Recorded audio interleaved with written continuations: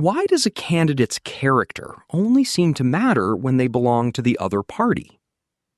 In this piece from 2 June 2026, the focus stays on the flexible nature of political morality. While voters often claim to value integrity, the responses from Capitol Hill suggest a more transactional reality. By examining the scandals surrounding candidates Graham Platner and Ken Paxton, the piece shows how character often becomes a secondary concern when a seat in the Senate is on the line. The tension here isn't just about simple hypocrisy, it's about the calculation that policy goals justify almost any personal failing, provided the candidate belongs to the right party. Written by Joe Peritono in The Bulwark, narrated for Arva. Character matters for the other party. Asked about Platner and Paxton, lawmakers condemned the opposing party's most problematic aspiring senator while defending their own. Maine Democratic Senate primary candidate Graham Platner and Texas Republican Senate candidate Ken Paxton are different candidates dealing with different scandals. Paxton's infidelity is not the same as Platner's, nor is Paxton's pattern of corruption and other moral shortcomings the same as Platner's Nazi tattoo and history of racist comments online. I am not equating their wrongdoings, nor do I propose doing so. But the scandal-infused coverage about each candidate has given rise to a similar debate in their respective parties. It's a debate about fitness for office, and whether character, that fickle quality that is separate from a candidate's policies, but which can result in good or bad policymaking, should be a consideration at all in a time when voters are demanding wins at any cost. I asked some senators from both parties, many of whom either jettisoned all principles after coming to Washington, or came to power in the first place simply by not having any at all, whether Americans should demand more of their elected officials on the character front. Yes, they all seem to agree. Americans should hold politicians from the other party to a higher standard. Senate Chuck Grassley, Republican of Iowa, said he's of course backing Paxton. You know who his opponent is, don't you? Grassley asked me. If you look at who the opponent is and what he believes about transgender and all that stuff, you'd have a whole different view of Paxton. Asked about both candidates, Senate John Kennedy, Republican of Louisiana, expressed support for Paxton, but opposition to Platner, although not for character-related reasons exactly. I'm going to support the Attorney General. On Mr. Platner, that's something the Democrats... I can give you my opinion about Mr. Platner. I'm sure Jesus loves him, but everybody else thinks he's an idiot. When I asked if he considers it a double standard, that Republicans are judging Platner for character problems while skating over Paxton's issues in that domain, Kennedy wouldn't hear of it. Well, that's your opinion, he replied, curiously treating my question as a statement of the facts instead. Senator John Cornyn, Republican Texas, whom Paxton defeated in last week's primary, told reporters he stands by his characterization of his triumphant opponent as a crook. I've said no, he's not, he said, but he won the race fair and square. Cornyn has pledged to vote for the ticket in November, implying that Paxton will get his support. Democrats I spoke with also tended to downplay the relative importance of character in today's political environment, but they also did seem to feel a need to offer a lot more excuses for this. I spoke with Senator Andy Kim, Democrat New Jersey, a man who understands better than most the political risks that lawmakers take on when they embrace open corruption and immorality.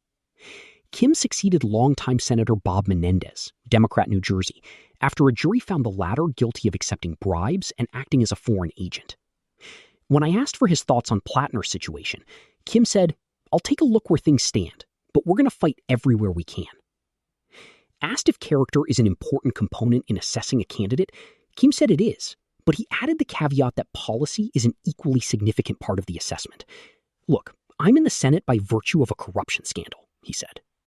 There's a reason I took on this race, my race, because I certainly have concerns about that. And character matters. It matters not just in terms of their personal behavior.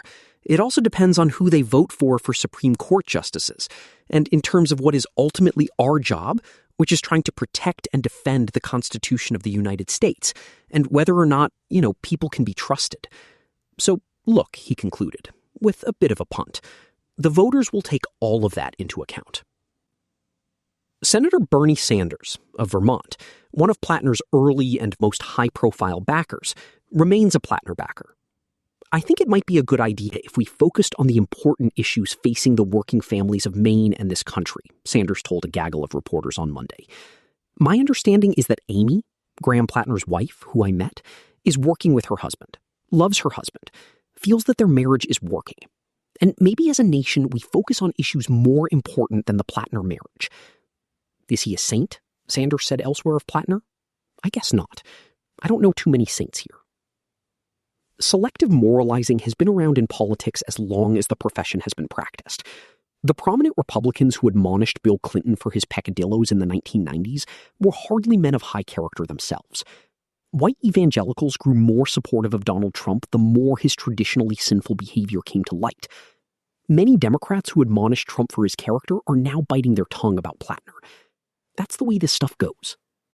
If control of Congress is the only goal you consider meaningful for this fall's election, then the character issues these candidates have either don't matter or they are of only minor relative importance in the larger scope of things.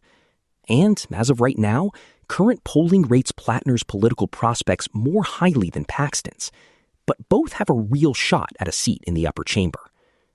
But candidates like this are still a massive risk, and not just because we don't know what is yet to come out about either.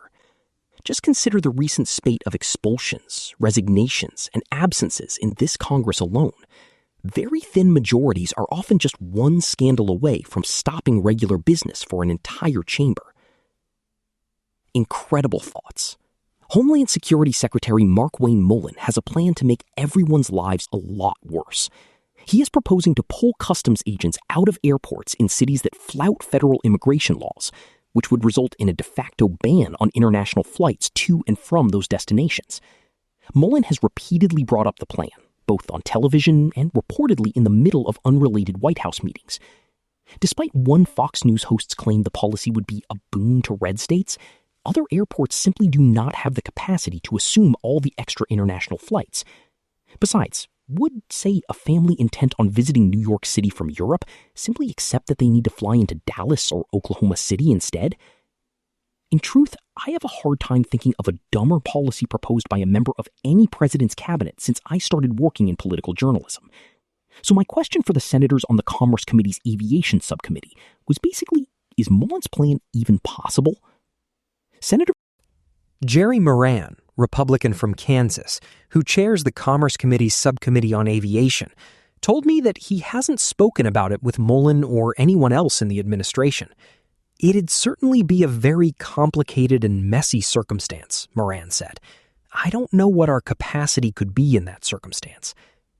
Well, I understand the secretary's frustration, Senator John Kennedy, Republican from Louisiana, said. I'm not sure that the flame is worth the candle. It would be terribly disruptive for American commerce, including international commerce. I know Secretary Sean Duffy has counseled against it. Kennedy added he would ask Mullen more about it when the DHS head testifies before the Senate this week. The senator's skepticism about Mullen's harebrained plan is warranted. To put the plan into context, think of how this would affect just one part of the country, California. Sanctuary City San Francisco's SFO can host around 120 international flights in a day from 50 different countries. Other international airports nearby belong to cities like Oakland, San Jose, and Sacramento that would also likely be subject to Mullen's custom staff poll, meaning they would not be able to receive the extra flights. Theirs would also be forced to find new places to put down.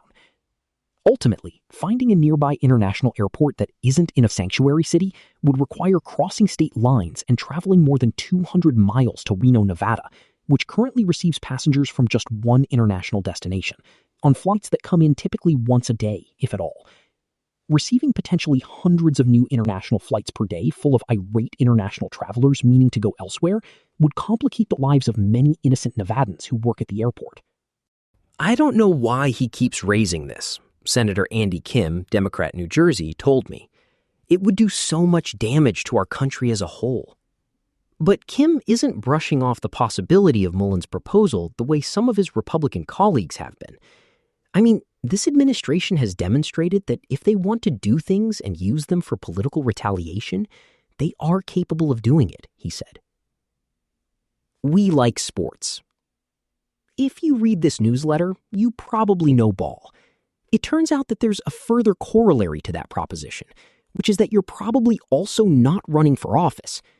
That's because politicians, and Democrats in particular, often flub when trying to discuss sports, something they typically do in a bid to reach elusive male voters. Even the ones who seem like they'd be sports conversant have had problems. Recall Governor Tim Walz posting an embarrassing tweet about running a mean pick six. Nathaniel Frum writes in The Atlantic, "As Democratic politicians scramble to seem in touch and ensure that their faces appear on our phones as much as possible, they are neglecting the free real estate offered by sports talk. A popular meme mocks men for being content to sit and name obscure athletes to one another for hours. It's popular because it isn't far from the truth. The politically disengaged male voters whom Democrats are so desperate to reach aren't at bars arguing about Medicare funding. They're arguing about a roughing the passer penalty. Bettors on Polymarket give Stephen A. Smith higher odds of winning the 2028 Democratic presidential primary than Cory Booker, Raphael Warnock, and Ruben Gallego. Nothing gets attention like sports takes. Political consultants often overthink things." Perhaps they should just force candidates to memorize the names and career stats of obscure wide receivers from the 2000s. Rattling off some of that material in the right context could do wonders for them at the ballot box. Correction, June 2nd, 2026, 4:15 p.m. EDT. Because of an editing error, as originally published, this article described San Francisco as being in Southern California. It is not. These are often the best ways to get Trump's attention. San Jose is not a sanctuary city per se. It operates under the welcoming city label, which, in regard to policy, amounts to the same thing.